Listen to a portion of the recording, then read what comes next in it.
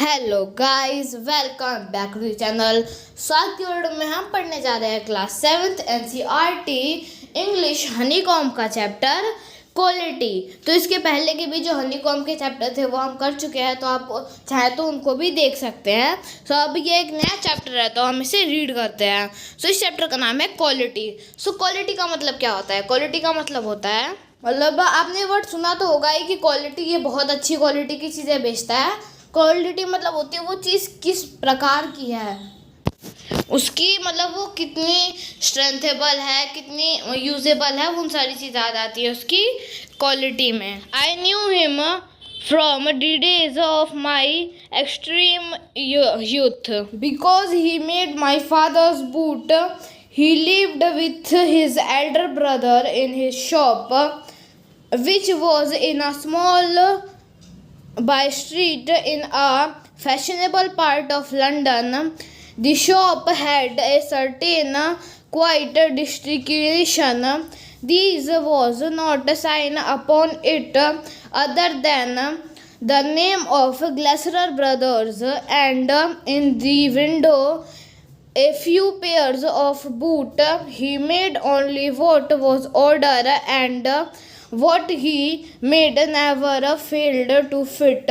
To make such boots as he made seemed to me then, and still seemed to me mysteriously and wonderfully. तो फिर उसके बाद यहाँ पे writer की बात हो रही है। तो जो राइटर होते हैं वो स्टार्टिंग में बोलते हैं कि मैं उन्हें उन दिनों से जानता हूँ। मतलब यहाँ पे राइटर किसी के बारे में बात कर रहे होते हैं, बोलते हैं कि मैं उसे उन दिनों से जानता हूँ जब मैं बहुत छोटा था, क्योंकि वो जो मेरे पापा थे ना, उनके भी जूते वही बनाते थे। सो यहाँ पे जो राइटर है वो किसी जूते बनाने वाले की बात कर रहे हैं और कह रहे हैं कि मैं बहुत पहले से जानता हूँ उनको, क्योंकि वो मेरे पापा के भी जूते बनाते थे। वो अपने बड़े भाई के साथ रहते हैं उनकी शॉप में, और जो उनकी शॉप है ना वो लंदन की किसी छोटी सी स्ट्रीट में है। मतलब वो बहुत ज़्यादा फैशनेबल पार्ट है, वो जो स्ट्रीट है वो बहुत ज़्यादा फैशनेबल है लंदन की। सो उनकी दुकान है वो उसी स्ट्रीट में है। The shop had a certain quite distinction. तो मतलब वो जो शॉप थी ना उसमें ज़्यादा लोग नहीं आते थे, क्योंकि वो लंदन का फैशनेबल पार्ट था। सो वहाँ पे ये जो मतलब दुकान थी वो एक जूते की थी, तो फैशनेबल पार्ट में ज़्यादातर लोग आते हैं कपड़े वगैरह की शॉपिंग करने। और वहाँ पे बस एक मतलब साइन बोर्ड लगा था जहाँ पे लिखा था ग्रेसलर ब्रदर्स। सो मतलब बस एक साइन बोर्ड लगा था, कोई ज़्यादा वो नहीं थी कि ये लोग शो ऑफ कर रहे हैं या फिर एड्स वगैरह कर रहे हैं, एडवर्टाइजमेंट नहीं कर रहे थे। तो इसलिए ज़्यादा लोगों को मतलब समझ भी नहीं आ रहा था कि ये जूते की दुकान है, क्योंकि सिर्फ उन्होंने लिखा था ग्लेसलर ब्रदर्स। तो इसलिए भी मतलब उनकी दुकान पे बहुत कम लोग आ रहे थे, और उनकी विंडो पे कुछ जूतों के पैर रखे थे, कुछ जूते रखे थे, और वो सिर्फ और सिर्फ ऑर्डर बनाते थे। और वो जो भी ऑर्डर बनाते थे ना, मतलब वो जो भी जूते या चप्पल जो भी थे वो बनाते थे, वो कभी मतलब हर टाइम फिट होती थी। कभी ऐसा नहीं हुआ कि उन्होंने कोई जूता या चप्पल बनाया हो और वो फिट नहीं हुई हो। ये देख के मतलब वो जो राइटर होते हैं वो बहुत ज़्यादा वंडरफुल, मतलब शॉक्ड हो जाते हैं एक टाइप से। वो सोचने लगते हैं कि यार ये कैसे कर लेते हैं, मतलब ऐसे परफेक्ट साइज के बना कैसे लेते हैं ये जूते। I remember well my shy remarks one day while stretching out to him my youth foot. It's armful hard to do, Mr. Glasser, and his answer gave with a sudden smile from out of the redness of his beard. It is an adult. फिर उसके बाद मतलब writer बोलते हैं मुझे अभी भी मतलब याद है और मुझे अभी भी शर्म आती है उस चीज़ के लिए।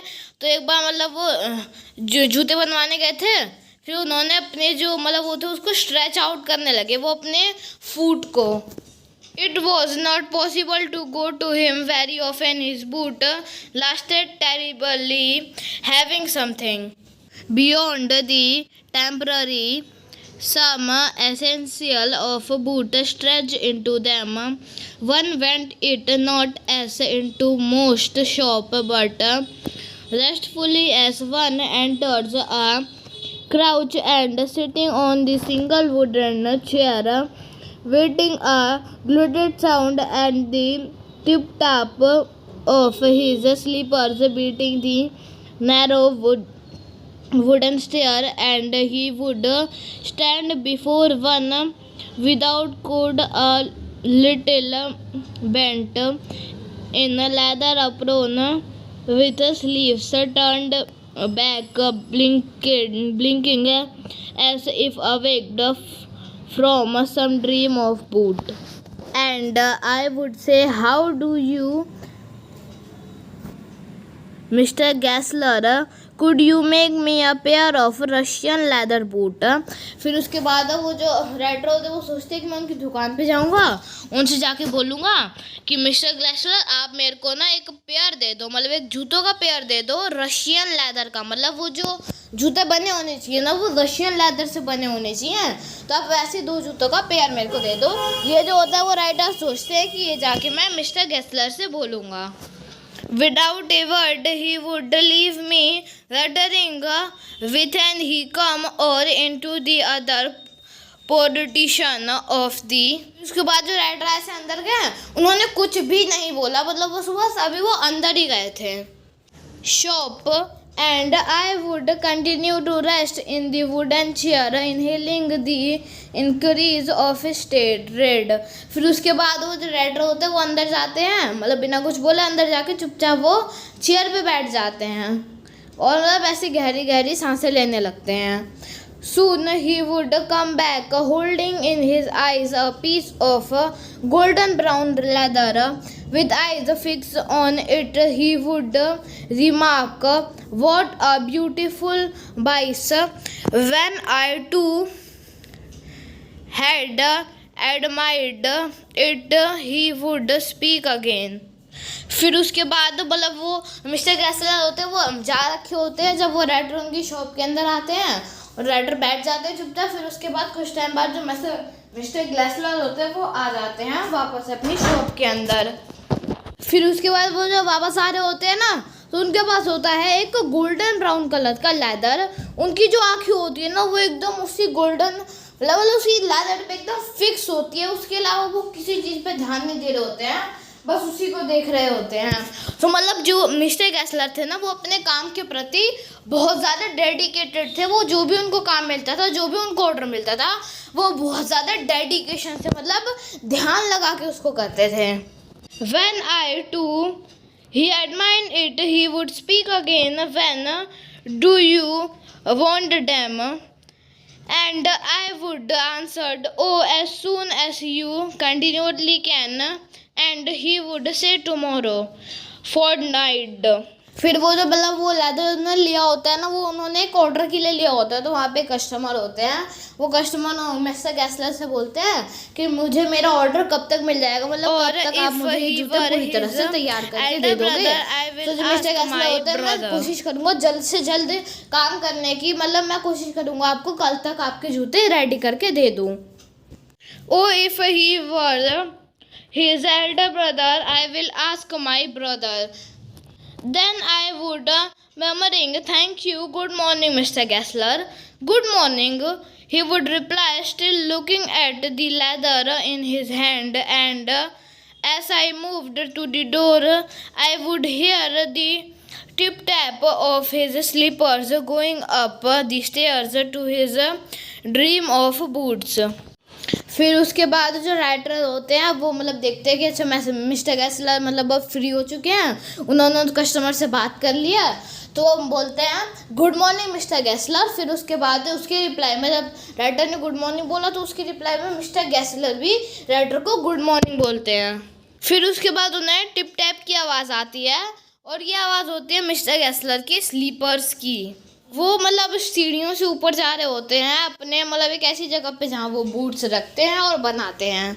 I cannot forget that day on which I had occasion to say to him, "Mr. Gessler, that last pair of boots cracked, you know."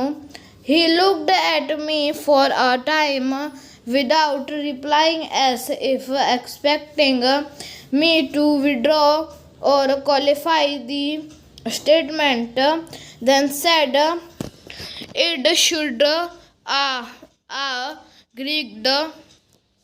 "It did, I am afraid." फिर उसके बाद जो मिस्टर गेस्लर होते हैं वो last pair मतलब वो कोई लास्ट पेयर ऑफ शूज़ बना रहे होते हैं। फिर वो मेरी तरफ देखते हैं, मतलब बोलते हैं राइटर की तरफ देखते हैं। फिर उसको मालूम वो देखते रहते हैं मतलब जो मिस्टर गेस्लर होते हैं वो राइटर को मतलब इस उम्मीद से देखते हैं कि राइटर होंगे वो बोलेंगे कि उन्हें क्या क्या चाहिए, कैसा जूता चाहिए। You got done wed before they found themselves. I don't think so at that he loosed his eyes as if hurting for memory of those boots, and I felt sorry I had mentioned this, gave this gent them back. He said I will look at them. फिर उसके बाद वो लोग बोलते हैं कि मतलब वो थोड़े से शर्मिंदा होते हैं राइटर अभी तक उस बात के लिए जो मतलब उन्होंने बचपन में की थी।